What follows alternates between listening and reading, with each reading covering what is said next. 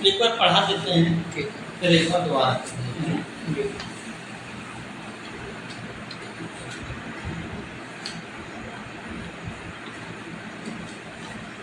यहाँ तक हो गया है ना। स्थानीनाम वाचकत्वम आदेशानां वा इत्यादि विचारो निष्फलाय कल्पित वाचकत्वस्य विशिष्टशब्दाः। तत्र आप्तोपदेश 26 पेज। तत्र हाँ पढ़ो। तत्र ये हो गया। तत्रोक्तदेशरूपः शब्दः प्रमाणम्। तत्राप्तोपदेश रूपः। तत्र हाँ जी। तो तत्र आप्तोपदेश रूपः शब्दः प्रमाणम्। जी। जो शब्द होता है, वाक्य होता है, तद् वाक्यम् अस्माकं कृते प्रमाणं भवति, है ना। वाक्यादपि ज्ञानं भवत्येव। गुरवः पाठयन्ति, वयं पुस्तकमपि पठामः, वेदवाक्यानि सन्ति इति विशिष्टवाक्यानां प्रयोगं श्रुत्वा इति ज्ञानं भवत्येव, है ना। तर्हि वाक्यं नाम शब्दः। वाक्यम् इत्युक्ते शब्दः। तो शब्द जो होता है वो हमारे लिए प्रमाण होता है, किंतु सर्वेषां वाक्यानि अस्माकं कृते प्रमाणभूतानि न। कश्चन प्रमत्तः वदति किमपि अथवा बालः वदति किमपि, तद् वाक्यं तु अस्माकं कृते प्रमाणभूतं नास्ति। तर्हि वाक्यं प्रमाणभूतं भवति केषां, ये विद्वांसः सन्ति, शिष्टाः जनाः सन्ति इति। तर्हि आप्तोपदेशः, आप्तो नाम आप्तस्य यः उपदेशः, है ना, आप्तेन कथितं यद् वाक्यं भवति तद् भवति अस्माकं कृते प्रमाणं। तदेव आप्तोपदेशः वाक्यं प्रमाणं, शब्दः प्रमाणम्। आप्तो नामानुभवेन वस्तुतत्त्वस्य कार्त्स्नेन निश्चयवान् रागादेव सादपि नान्यथावादी यः सः इति चरके पतञ्जलिः। तर्हि आप्तस्य यः उपदेशः, अर्थात आप्त पुरुषेण यदि किमपि कथितं तद् अस्माकं कृते प्रमाणं भवति। तर्हि आप्तत्वं नाम किम्? आप्तपुरुषः श्रेष्ठजनः। तर्हि आप्त इति कः? भवद्भिः यः आप्त इत्यस्य वाक्यं भवति तदेव प्रमाणं भवति। तर्हि आदौ वक्तव्यम् आप्तः कः इति। तर्हि आप्तस्य लक्षणम् अस्ति। इदं लक्षणं पतञ्जलिना कथितं। कुत्र कथितं? चरकसंहितायां, न तो व्याकरणमहाभाष्ये। तर्हि नागेशः वदति आप्तस्य लक्षणं स्वयं पतञ्जलिना उक्तमस्ति चरकसंहितायां। तर्हि इदं लक्षणम् अतीव विशिष्टमस्ति। आप्तो नाम अनुभवेन वस्तुतत्त्वस्य कार्त्स्नेन निश्चयवान्। प्रथममस्ति आप्तः इत्युक्ते वस्तुतत्त्वस्य। यथा कश्चन व्याकरणं पठति अथवा पाठयति, व्याकरणं पाठयति कोऽपि, अथवा भवन्तः जानन्ति मन्दिरं कुत्र अस्ति। तर्हि आप्ता इत्युक्ते यः वस्तुतत्त्वस्य, यद् वस्तु अस्ति तत् तत्त्वस्य निश्चयेन कार्त्स्नेन निश्चयवान्, है ना। यदा कोऽपि पृच्छति मन्दिरं कुत्र अस्ति, वयं जानीमः मन्दिरं तत्र अस्ति। तर्हि अहं जानामि मन्दिरस्य चत्वारि द्वाराणि भवन्ति इति सर्वं ज्ञायते।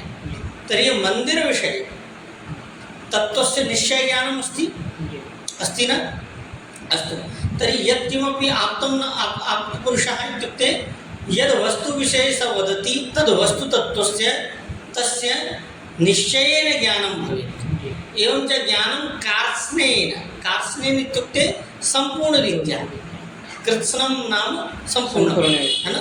कृत्स्नं व्याकरणं प्रोक्तं तस्मै पाणिनये नमः। कृत्स्नं नाम सम्पूर्णं।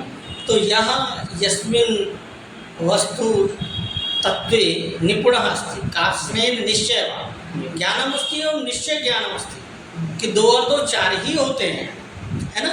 समझ गए? ऐसा पुरुष आप्त होता है।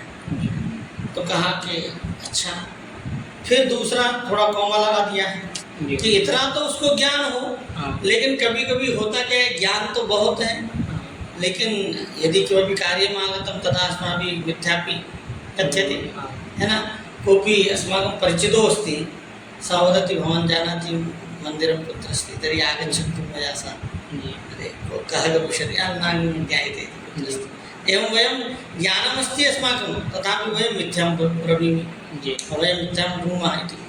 तर्हि तदा अग्रे वदति किं रागादिवशादपि न अन्यथा वादी राग अथवा द्वेष कारणेन सा अन्यथावादी न स्यात् प्रेम्णा जी कथञ्चित् एवं भवति अस्माभिः न ज्ञायते किन्तु धनं लभ्यते इति कारणेन अहं सर्वं जानामि चिन्ता नास्ति कथञ्चित् द्वेषकारणेन ज्ञात्वापि वदति न जानामि इति तर्हि किं भवति वस्तुतत्त्वस्य ज्ञानं भवेत् जी पुनश्च रागादिवशादपि न अन्यथा वदति प्रेम अस्ति रागो अस्ति तदा अन्यथा वदति द्वेषवशात् अन्यथा प्रतिपादयति कश्चन गुरुः तदा सा आप्तो नास्ति इति तस्य वाक्यं प्रमाणमपि नास्ति तर्हि इदम् अति विशिष्टं लक्षणं जी अर्थात् यः सर्वदा सम्यगेव वदेत् नूनमेव सत्यं वदेत् इति अन्यथा न भाषेत इति अस्ति है ना ये रट लेना है बहुत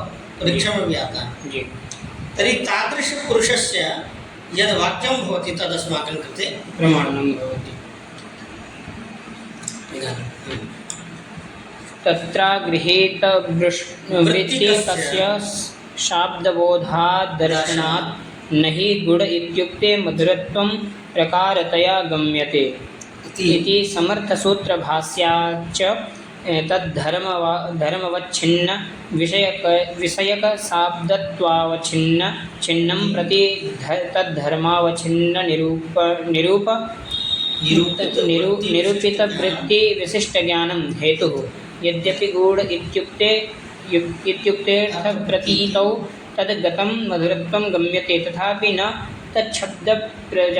तच्छब्दप्रतीति विषयः किन्तु मानान्तरजन्यप्रतीति विषयः ये विषय में प्रवेश कर रहे हैं जी कि यदा अस्माभिः किं भवति वाक्यप्रयोगानन्तरं वस्तुतः अर्थबोधो भवति वयं किमर्थं वाक्यं वदामः यदि अद्य अस्माकं मौनव्रतं भवेत् तर्हि वाक्यं विनापि कार्यं तु भवत्येव यदा मया एवं अनुभूयते इदानीं पिपाशा अस्ति तर्हि अहं वदामि तर्हि कथञ्चित् भवान् वदिष्यति यत् जलम् आवश्यकं कोल्ड् ड्रिङ्क् वा ज्यूस् वा कथञ्चित् जलं पुनः बुभुक्षा अस्ति चेत् कुत्रचित् गन्तव्यं तर्हि एवमेव कार्यं भवति किन्तु एवं क्रियते चेदपि शब्दस्य अध्याहारस्तु भवत्येव यदि अहं बालं दृष्ट्वा एवं वदामि सः किमपि न वदिष्यति सः न ज्ञास्यति स्पष्टं तर्हि शब्दः कार्यं कथं करोति इदानीं ब्रवीमि किमस्ति अगृहीतवृत्तिकस्य शाब्दबोध अदर्शनम् अगृहीतवृत्तिकस्य नाम एकः भवति शब्दः प्रथमं वयं शब्दं शृणुमः वाक्यं शृणुमः तदनन्तरं किं भवति वाक्ये यानि पदानि सन्ति तेषां समेषां पदानां कश्चन अर्थो अस्ति तान् अर्थान् विज्ञाय तत्तात्पर्यनिर्णयं भवति तदनन्तरं शाब्दबोधो जायते यथा कश्चन वदति रामः ग्रामं गच्छति तर्हि रामः ग्रामं गच्छति वाक्येऽस्मिन् पदत्रयमस्ति रामः इति कश्चन मनुष्यः ग्रामम् इति ग्रामं गच्छति इति गमनं क्रियां करोति इदानीं वर्तमानकाले इति गमनक्रिया इति सर्वम् अस्माभिः बुद्धं पुनः कश्चन पृच्छति रामः किं करोति वयं वदामः स तु ग्रामं गच्छति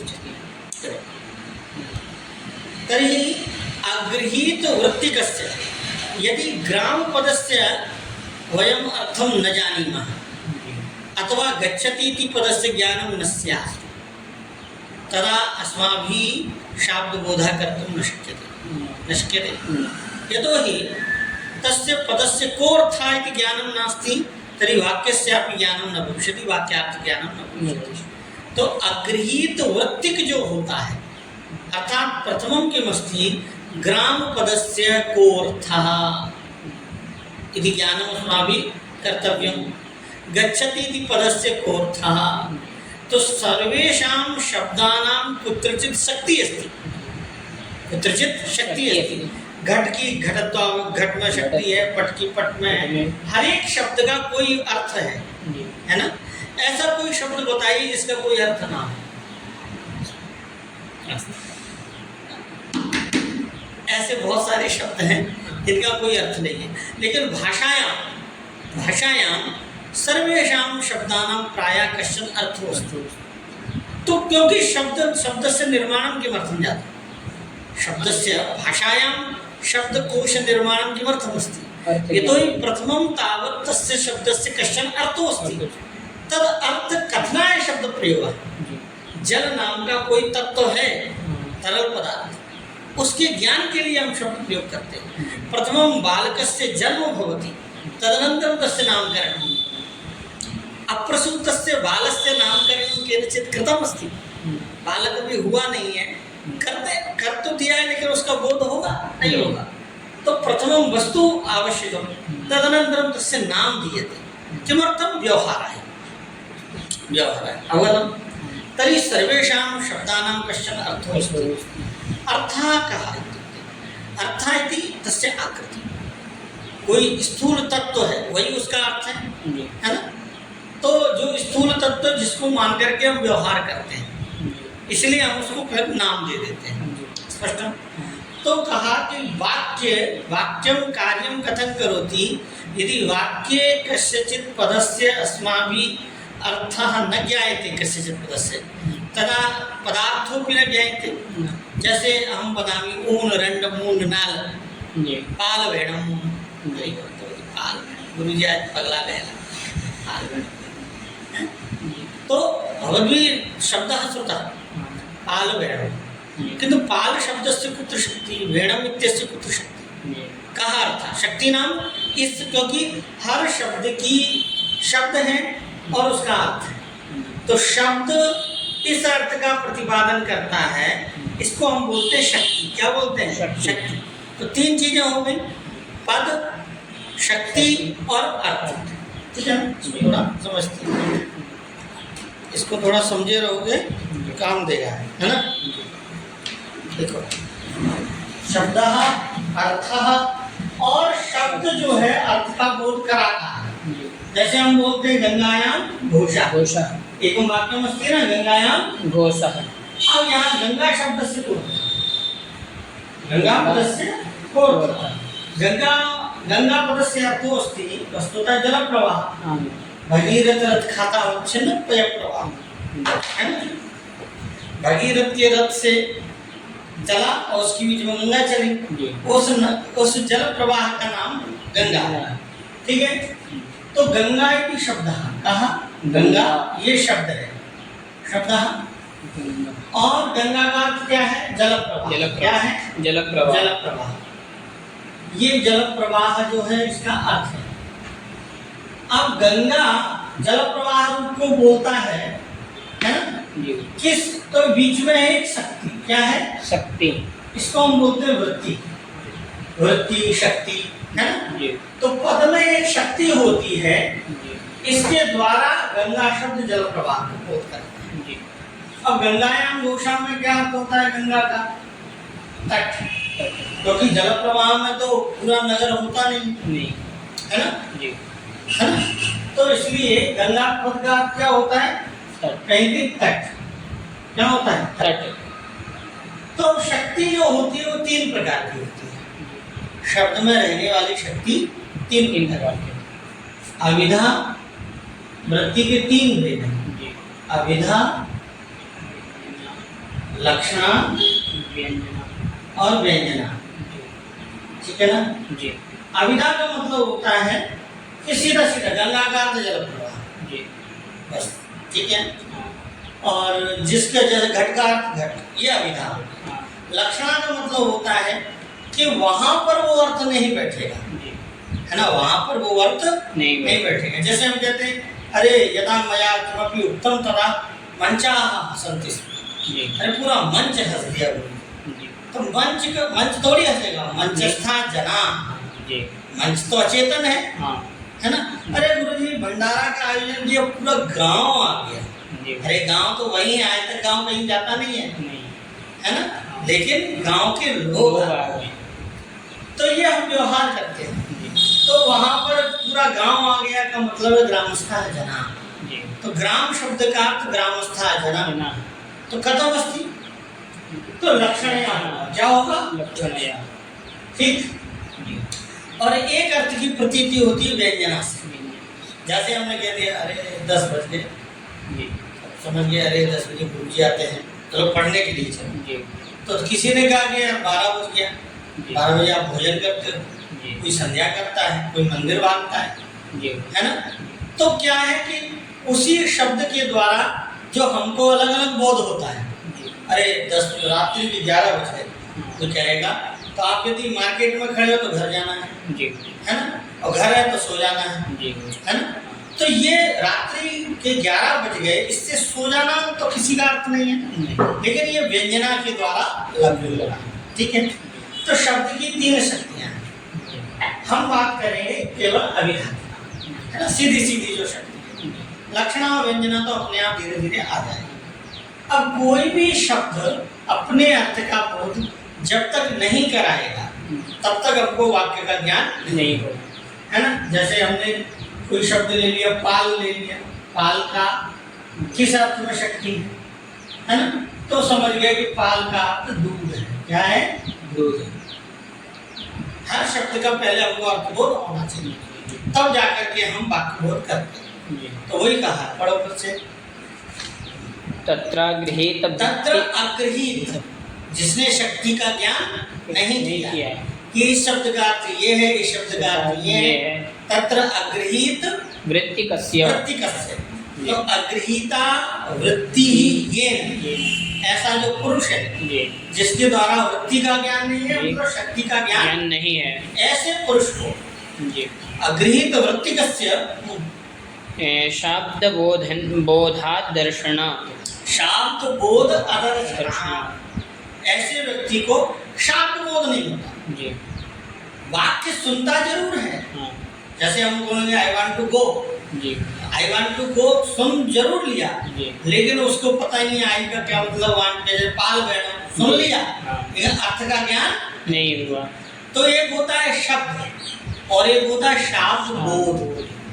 शब्द का ज्ञान हुआ, आनपूर्वी ज्ञान हुआ, जी शब्द श्रुता, जी। किंतु शाब्द बोध होने जाता है। जी समझ गए? हाँ।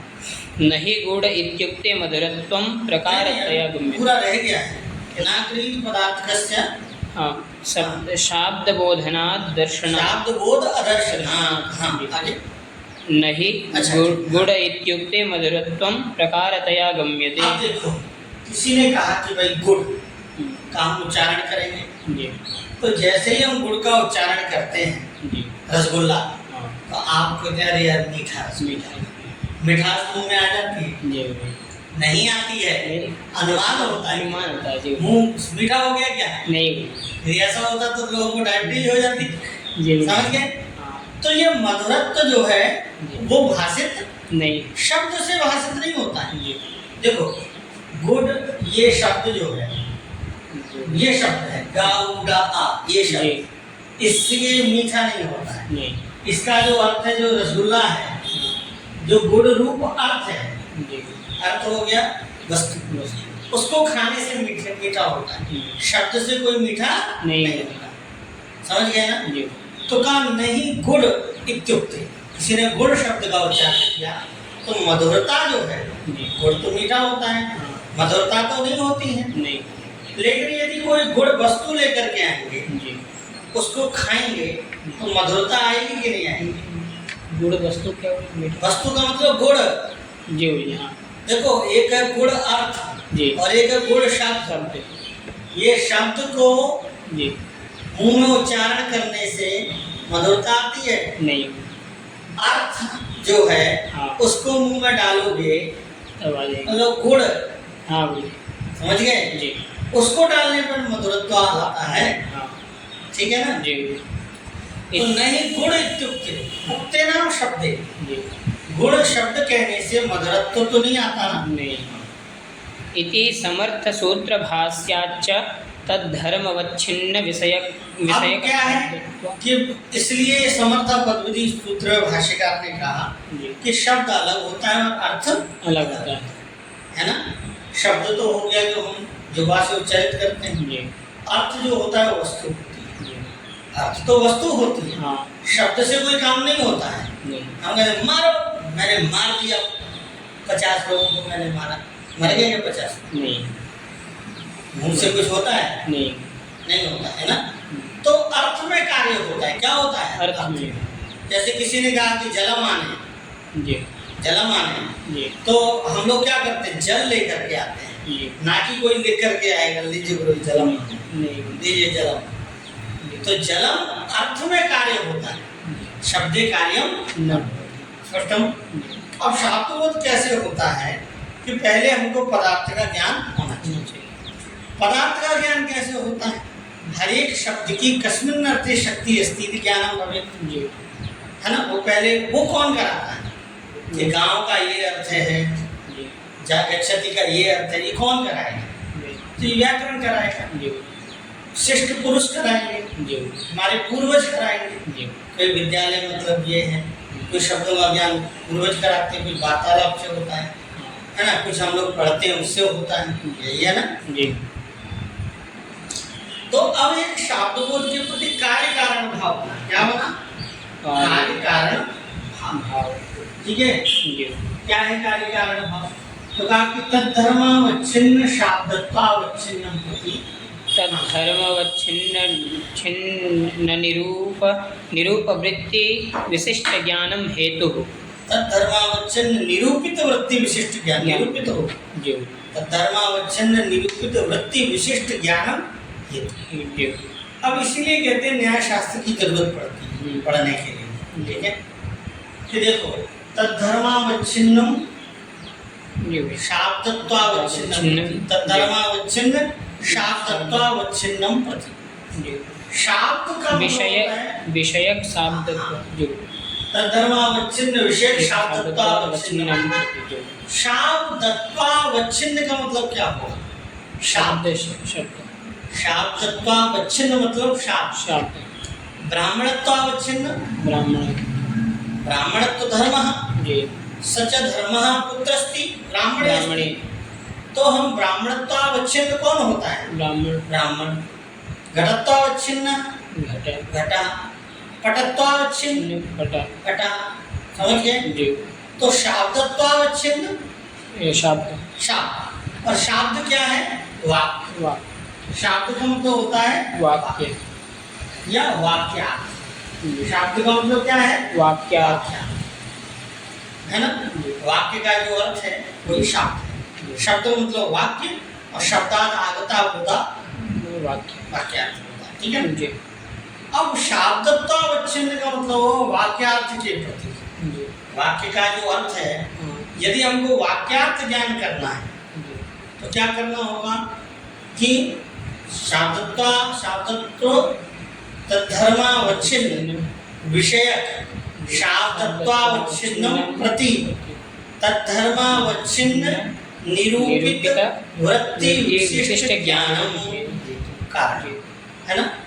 जैसे हम कहते हैं कि यदि तुमको कार्य कारण भाव का मतलब है, यदि भगवान वैयाकरणः भवितुमर्हति भवितुं वाञ्छति वा तदा व्याकरणं पठनीयं, व्याकरणं पठित्वैव वैयाकरणः भविष्यति, मंदिरं ज्ञात्वैव अर्चको भविष्यति, है ना।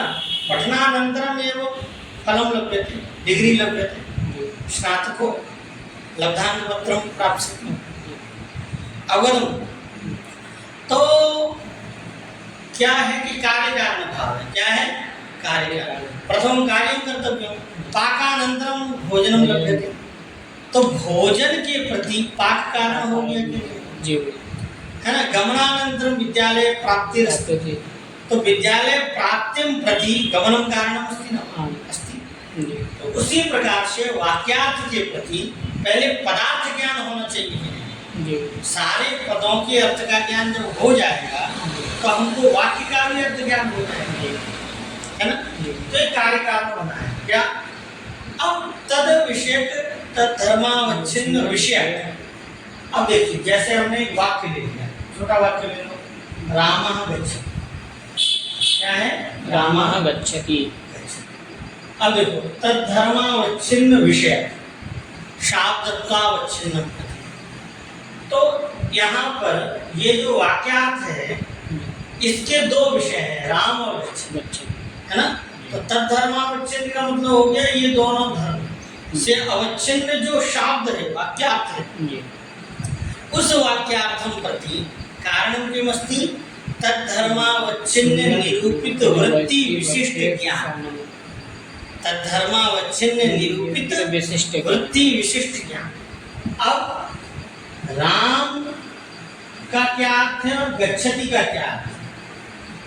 राम का शब्द जब तक हमको ये ज्ञान नहीं होगा, जी ये ज्ञान कारण है ना, जी तो तद्धर्मावच्छिन्न मतलब जो भी विषय बन रहा है, तो राम बन रहा था, तो तद्धर्मावच्छिन्न निरूपित जो वृत्ति बताए इसकी किसमें शक्ति है और गच्छति की किसमें शक्ति है। इन दोनों का जब ज्ञान होगा तो रामा गच्छति इति वाक्यस्यापि बोधो भविष्यति। स्पष्ट होगी बात। तो तद्धर्मावच्छिन्न निरूपित जो वृत्ति मतलब शक्ति से विशिष्ट ज्ञान होगा, मतलब अर्थ ज्ञान। तो यहाँ हम जानते हैं राम है इत्यस्मिन् वाक्ये कर्ता अस्ति, राम एकत्वावच्छिन्नोपि अस्ति, एकत्वावच्छिन्न राम, और गच्छति का अर्थ है वर्तमान कालिक गमन क्रिया, है ना, ये अर्थ हो गया। यद्यपि इसमें और भी है, राम सु है, गमती है, सब अलग अलग है, लेकिन सबका ज्ञान होना चाहिए। आगे समझ में। तो तद्धर्मावच्छिन्न निरूपित वृत्ति विशिष्ट ज्ञान कारण है कि नहीं जी, है ना। यद्यपि गुड़ इत्युक्ते प्रतीतौ तद्गतं मधुरत्वं गम्यते तथापि न तच्छब्दज प्रतीति विषयः। ने कहा कि एक बार बताइए, गुण शब्द का जो शक्ति ज्ञान करेंगे तो गुण शब्द की शक्ति गुणत्वावच्छिन्न है। गुण का क्या अर्थ है? गुणत्वावच्छिन्न। गुणत्वावच्छिन्न पूछते हैं गुणत्वावच्छिन्न क्या चीज होती है? तो गुण नाम का एक पदार्थ मान लीजिए गुण है, तो इसमें गुणत्व तो धर्म रहेगा जिसे हम जाति कहते हैं, क्योंकि हर वस्तु में एक जाति रहती है ना। तो जब हम गुण का ज्ञान करेंगे तो गुणत्वावच्छिन्न का ज्ञान होता है, मधुरता का ज्ञान नहीं होता है। लेकिन हम जब गुण बोलते हैं तो माधुर्य ज्ञान हो जाता है कि नहीं, है ना। तो किसी ने कहा कि माधुर्य ज्ञान होता है अनुमान से। किससे होता है? अनुमान से, क्योंकि हम लोगों ने बहुत गुड़ खाया है और गुड़ मीठा ही होता है, इसलिए जब हम रसगुल्ला की बात करते हैं तो माधुर्य ज्ञान हो जाता है। यदि किसी बच्चे के सामने बोलोगे तो उसको नहीं, अथवा हम किसी दूसरे शब्द से इसका व्यवहार करेंगे तब भी नहीं होगा, नहीं होगा ना। तो ये जो माधुर्य का ज्ञान है वो शब्द से जन्य नहीं है, वो अनुमान से जन्य है। कैसे है? अनुमान से, क्योंकि हमने जब जब गुड़ खाया तो मीठा लगा, तो इसलिए हम जानते हैं गुड़ मीठा आया। तद्गतं मधुरत्वं गम्यते तथापि न तच्छब्दज प्रतीति विषयः। ये जो शब्दजन्य प्रतीति का विषय नहीं है, शब्दजन्य प्रतीति का मतलब ज्ञान।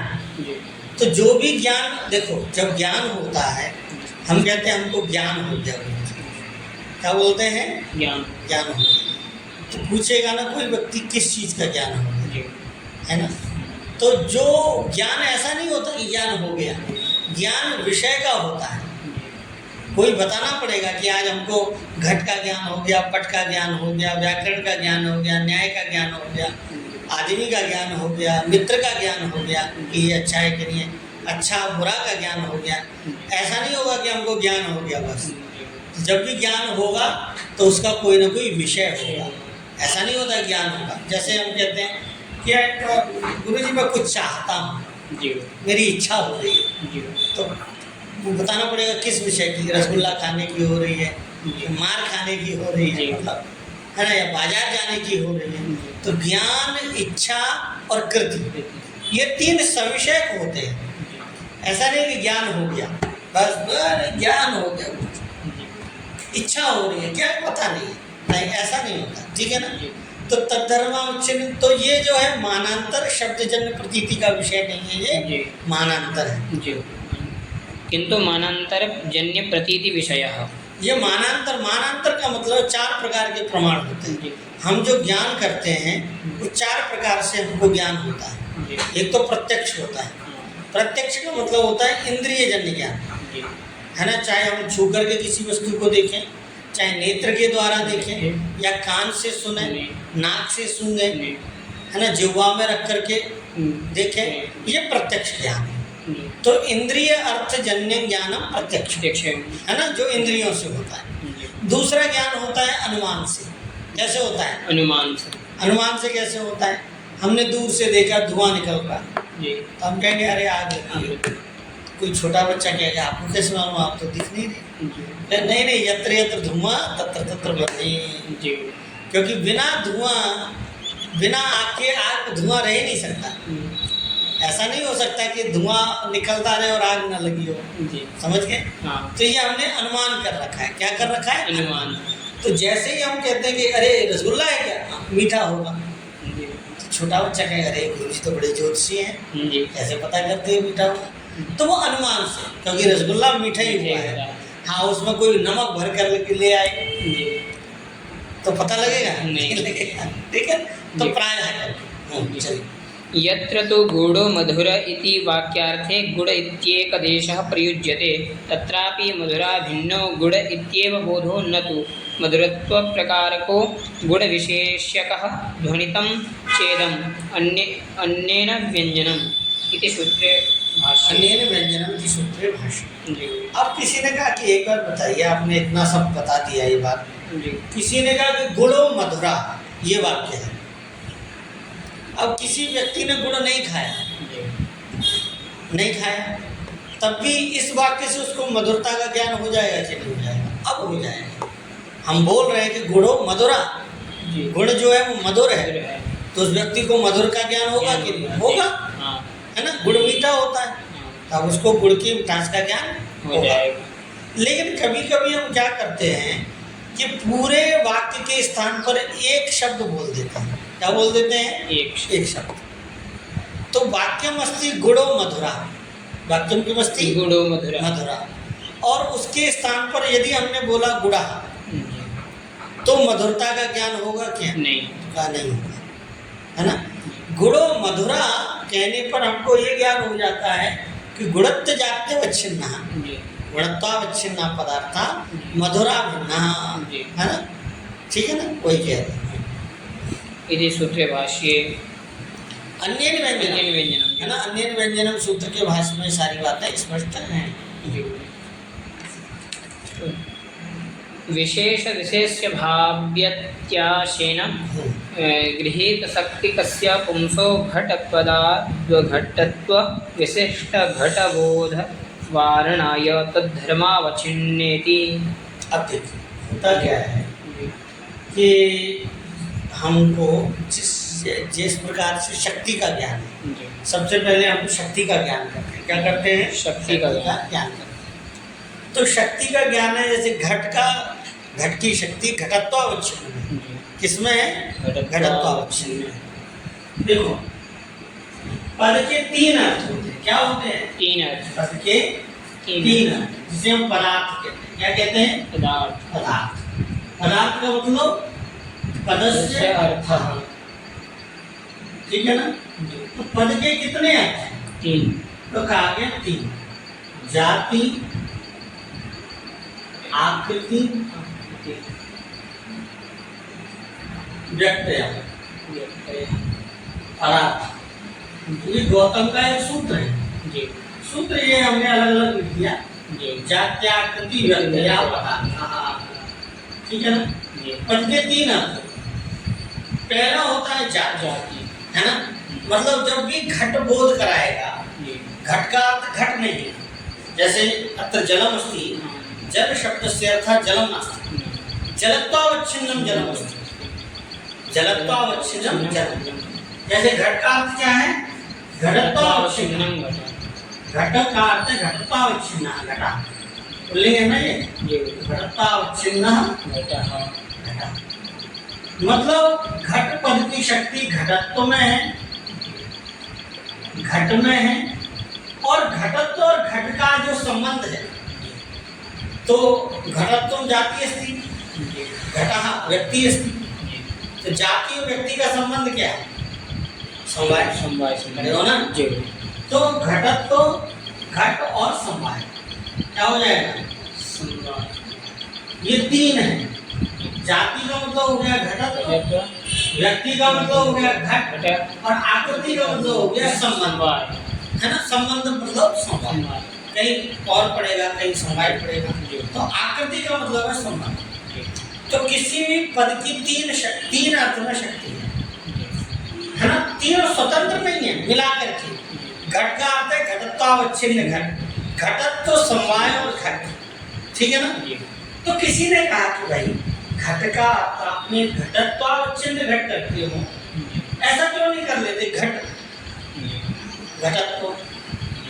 घटत्व पहले भाषित होता है, हाँ फिर घट भाषित होता है। जी यदि हम उल्टा करते हैं, जी अभी हम घट की शक्ति घटत्वावच्छिन्न में करते हैं, हाँ। घटत्वावच्छिन्न घट, घट किसी ने कहा उल्टा बोल दे घट जी वृत्ति घटत्व, क्या बोल दे वृत्ति घटत्व, है ना। जैसे हम ये बोलते हैं भूतल में घट है, जी भूतल में घट है, ये वाक्य ठीक है ना, हाँ भूतल में घट रहता है। जी तो उसी प्रकार से कोई थोड़ा उल्टा करके बोले, है ना।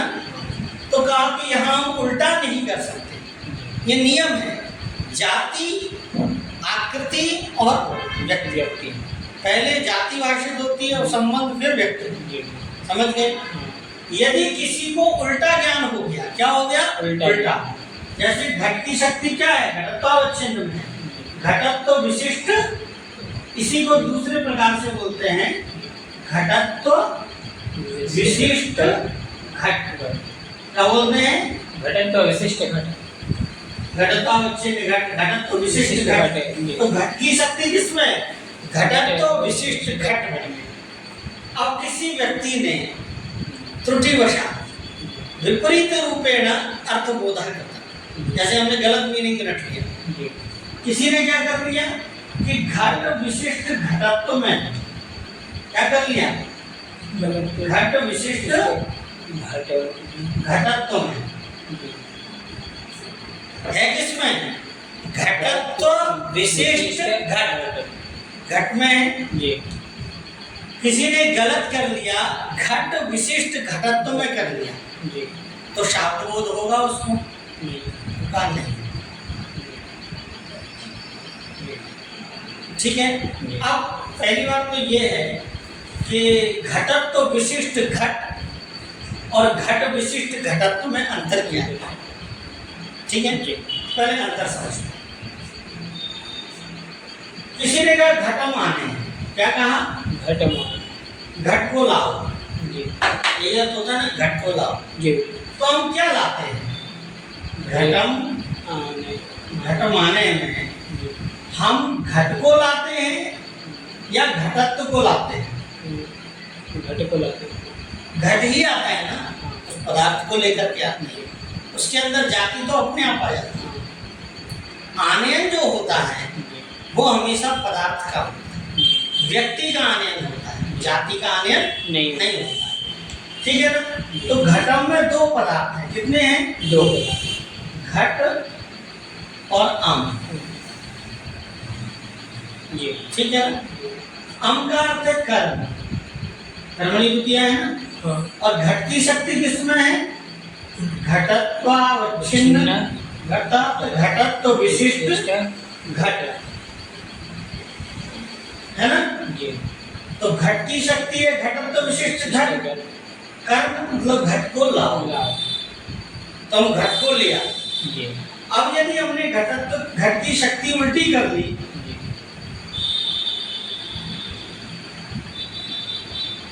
घटत्व में कर ली, तो अर्थ क्या निकलेगा कि घटत्व को लाओ, और घटत्व का आनयन संभव नहीं है,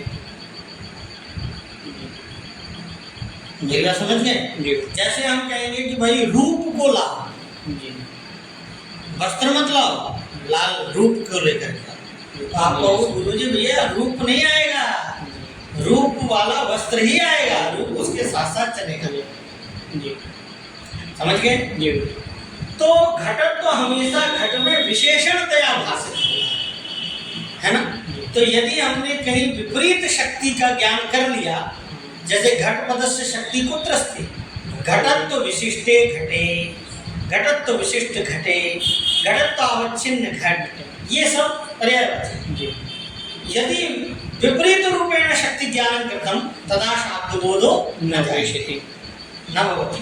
आगे आगे समझ। हाँ ये ज्ञाने वृत्ति वैशिष्ट्यम च स्वविषयको बुद्ध संस्कार समानाधिकरण स्वाश्रय पद विषयकत्वो भय संबंधेन बोध्यम। अब देखिए हुआ क्या कि जैसे मुझे ज्ञान हुआ घट का अर्थ है घटत्वावच्छिन्न घट, तुमको ज्ञान नहीं है, तो मुझे ज्ञान है तो शाब्द बोध किसको होगा? मुझे होगा, है ना। अर्थात यत्र ज्ञानम अस्ति यत्र पदार्थ ज्ञानम अस्ति तत्रैव शाब्द बोधो भविष्यति। यज्ञ दत्तस्य आत्मनि पदार्थ ज्ञानम अस्ति। ये जो ज्ञान होता है, ज्ञान हमेशा आत्मा में रहता है। ज्ञान कहाँ रहता है? आत्मा में, है ना। तो हमारे शरीर में एक एक आत्मा है, ये तो सब जानते हैं। तो ज्ञान कुत्र अस्ति अस्माकम आत्मा, और पदार्थ का भी ज्ञान है और शब्द का भी ज्ञान है, दोनों ज्ञानी है ना। तो यत्र अर्थात यस्मिन् आत्मनि पदार्थ ज्ञानम अस्ति तस्मिन्नेव आत्मनि शाब्दबोधो भवति। तो कहा कि देवदत्त को यदि पदार्थ का ज्ञान है तो ऐसा नहीं है कि यज्ञदत्त को शाब्दबोध होगा, ऐसा नहीं होगा। शाब्दबोधा कुत्र भविष्यति? देवदत्तेव। देवदत्त आत्मन्येव, देवदत्तस्य आत्मन्येव। पदार्थ ज्ञानम देवदत्तस्य आत्मनि अस्ति चेत् शाब्दबोधोपि देवदत्तस्य आत्मन्येव भविष्यति। आ गया? अच्छा, दूसरी चीज क्या है? किसी व्यक्ति ने पदार्थ का ज्ञान किया और बाद में भूल गया कि शब्द का क्या अर्थ है, तो शाब्दबोध होगा? नहीं होगा। अनुभव सिद्ध है ना। कि हमने खूब बताया था पाल बैणम का मतलब है दूध लाना है, और 2 दिन के बाद भूल गए कि पाल बैणम का क्या मतलब, तो शाब्दबोध हो न जाएगा। तो यस्य कृते पदार्थ ज्ञानम अस्ति तस्य कृतेव शाब्दबोधो भवति। यदा पदार्थ ज्ञानम विस्मृतम तदा शाब्दबोधो न जायते। तो जिस व्यक्ति को शक्ति ज्ञान नहीं है तस्य कृते भी शाब्दबोधो न जायते। यस्य कृते शक्ति ज्ञानम अस्ति किंतु इदानीं स विस्मृतः, विस्मृतः मनुष्यः शक्ति ज्ञानम स विस्मृतवान् तस्य कृते भी शाब्दबोधो न जायते। यत्र पदार्थो अस्ति तदतिरिक्ते मनुष्य भी शाब्दबोधो न जायते, है ना। ये अनुभव सिद्ध है, तो वही दे रहे हैं। अतो नागृहीत वृत्ति कस्य, जिसने शक्ति का ज्ञान नहीं किया है उसको शाब्दबोध नहीं होगा। बोधो नापि विस्मृत वृत्ति कस्य, नापि विस्मृत वृत्ति कस्य बोधा। जिसने ज्ञान तो किया था अब भूल गया है, तो उसको भी शाब्दबोध नहीं होगा। नापि तद्वाचक पदमजानतो नापि घटपदाश्रय तद्वाचकम अजानता। और ऐसे को भी नहीं होगा जो उसके वाचक पद को न जानता। जैसे आपको मालूम है घटा माने का क्या अर्थ है, लेकिन हमने बोला और आपने सुना ही नहीं, शाब्दबोध होगा? नहीं भाई। सुनना तो किसी ने घटपद सुना ही नहीं तो शाब्दबोध होगा उसको? नहीं होगा। तो घटपदम अजानता। मान लीजिए हमने बोला और आपने कुछ और सुन लिया, घट नहीं सुना, तो शाब्दबोध नहीं होगा। हाँ, यत्वेनोपस्थिताकाशस्य जनकतयोपस्थित चैत्रादेश बोधः। अच्छा, दूसरी चीज है कि संबंधी भी कुछ होते हैं। जैसे किसी ने कहा कि भाई एक संबंधी ज्ञान अपर संबंधी न विस्मारे। जैसे हम धूम को देख रहे हैं तो वन्नी का भी ज्ञान हो जाता है। विद्यालय बच्चों को देख रहे हैं तो समझ जाते हैं कि आसपास कहीं विद्यालय होगा, बुद्धि लगाते हैं। लेकिन ये ज्ञान शब्द से जन्य नहीं होता, सब अनुमानांतर ज्ञान, ठीक है ना। तो शब्द की कोटि में ये ज्ञान नहीं आएगा। तो उसी प्रकार कहा कि घट पद को सुन करके आकाश का ज्ञान हो जाता है। क्यों? क्योंकि सभी शब्द कहाँ रहते हैं? आकाश में, है ना। सभी शब्द कहाँ रहते हैं? आकाश में। शब्द गुणगम आकाशम, है ना।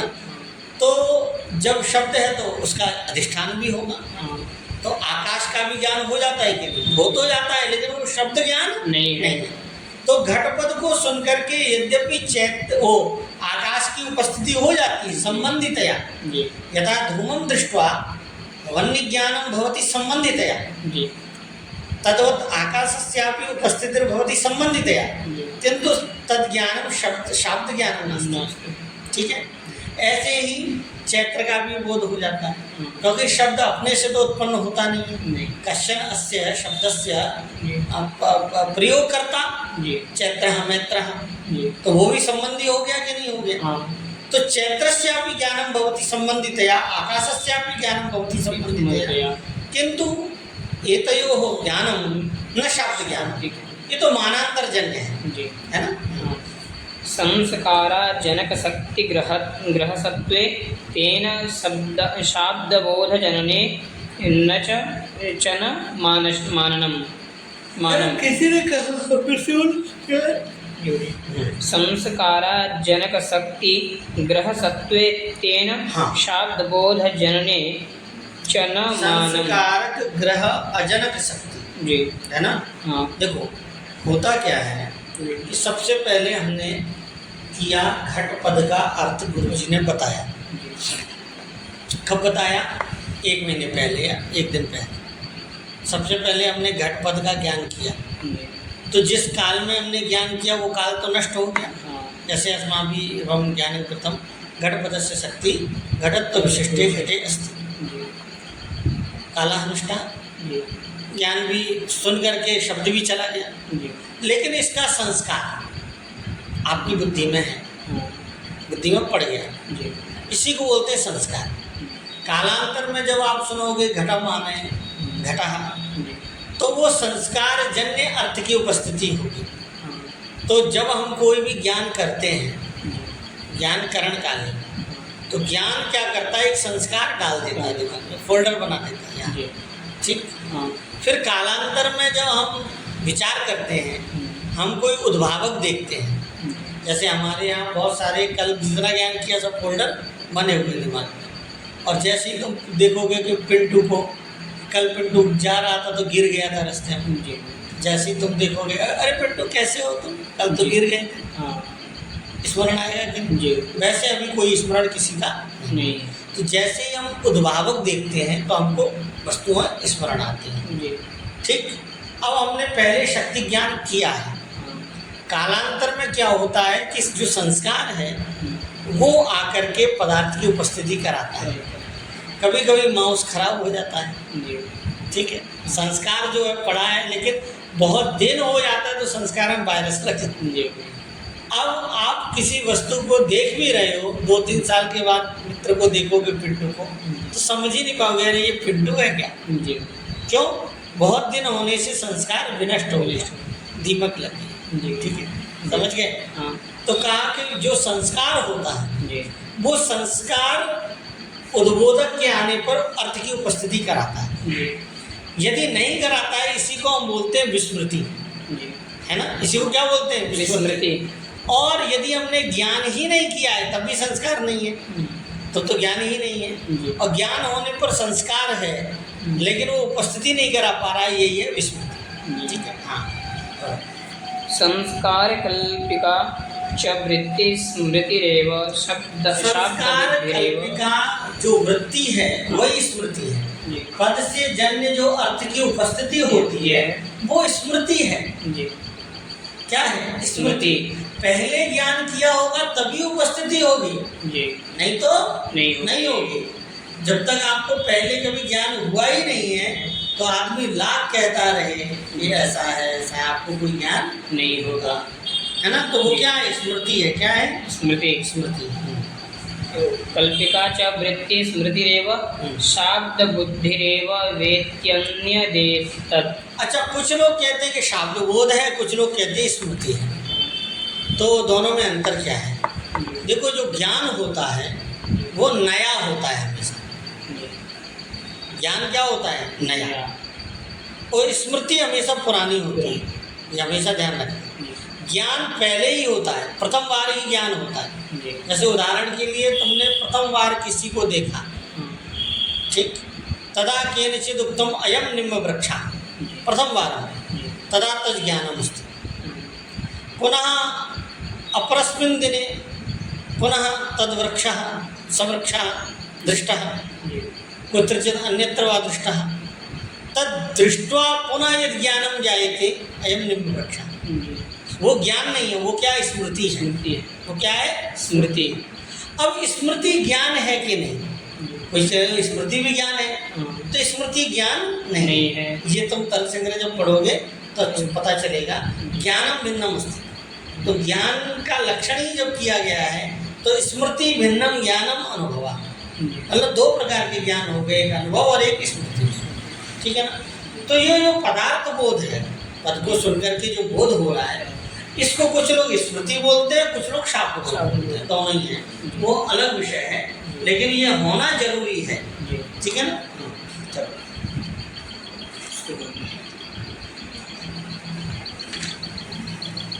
सा च वृत्तिस्त्रिधा शक्तिर्लक्षणा व्यंजना च तत्र शक्तिः कः पदार्थ ऐसी।